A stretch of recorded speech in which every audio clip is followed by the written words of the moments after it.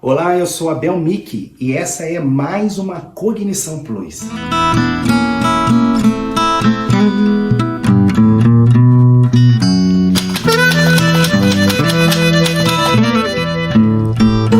Antigamente havia uma disputa epistemológica em definir como o homem adquire o conhecimento.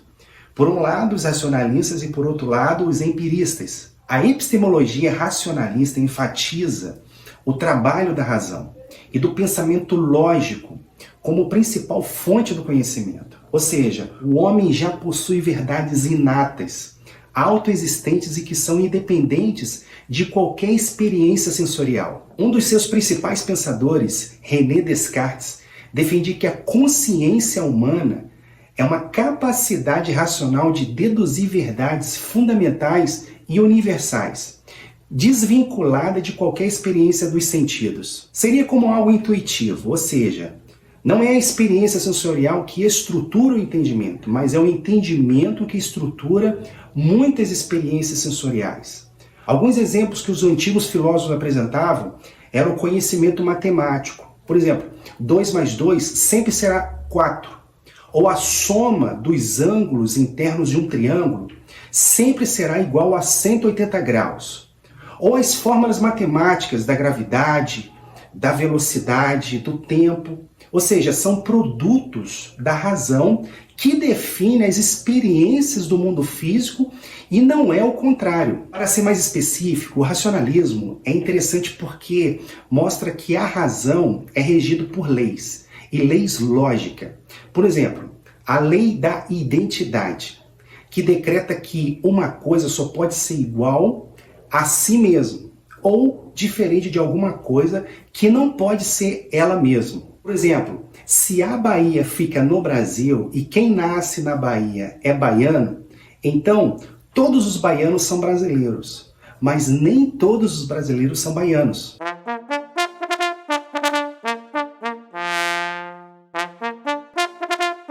Estou querendo dizer que essas leis são essenciais para garantir que os nossos processos de raciocínio sejam coerentes e válidos, permitindo que possamos chegar a uma conclusão verdadeira e evitar contradições. Inclusive, elas são usadas em sistemas de inferência automáticas e na inteligência artificial, para garantir que as conclusões derivadas sejam consistentes e verdadeiras. Ainda no racionalismo, podemos falar de outras leis, como a lei da metafísica da causalidade, abordada por Aristóteles, a lei da metafísica da moralidade, abordada por Kant, que ele chamava de imperativo categórico, que se trata da regra moral que impõe princípios universais que não se definem também por experiências externas, pois se trata de um processo interno, lógico, dedutivo da mente humana.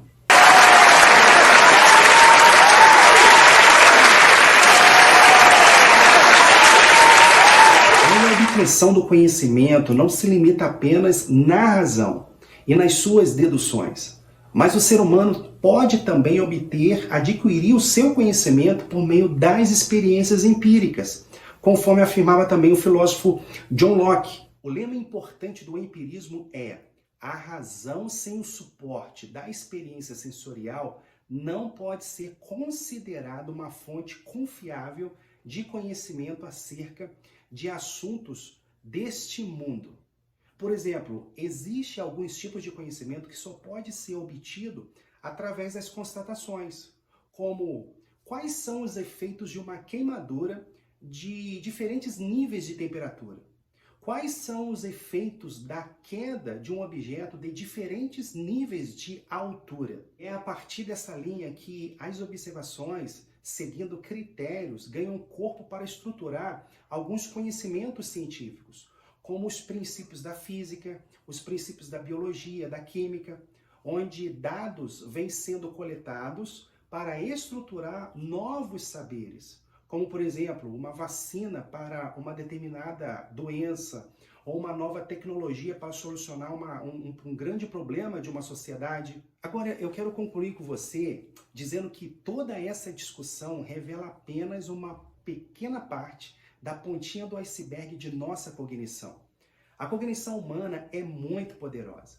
Por trás de qualquer conhecimento obtido estão as habilidades mentais do ser humano, como a própria capacidade de observar, analisar, assimilar por meio de um processo lógico, memorizar, permitindo a reprodução do que se observou, do que se assimilou, a capacidade de resoluções de problemas, a capacidade de tomadas de decisão.